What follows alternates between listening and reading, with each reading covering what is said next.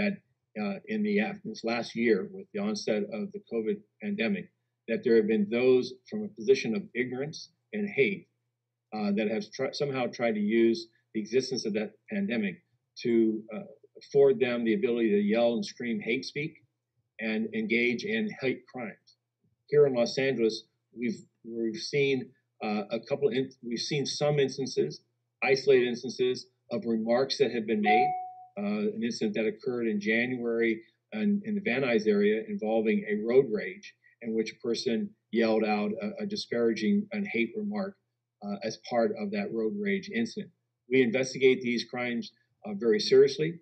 The notification protocols go all the way up through and to include me when these instances occur, and also to ensure that we are using all of our investigative resources to identify the individuals responsible and bring them before the criminal justice system.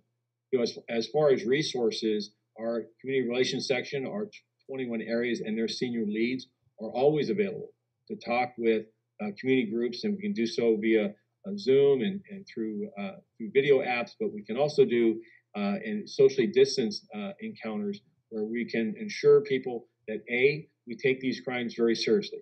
There's nothing more harmful to the sanctity of the safety or a sense of safety in a neighborhood than when a hate crime occurs, which is why this country takes these matters so seriously and why penalty enhancements and added criminal sanctions are in order for these that are engaged in this type of conduct.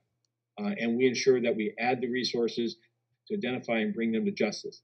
The other thing I would remark on is that as these incidents occur, that those encounters with our senior leads and with our area stations can help dispel myths. These instances are isolated here in Los Angeles, but I recognize how rumor control and a lack of information can create a sense as if they're more widespread.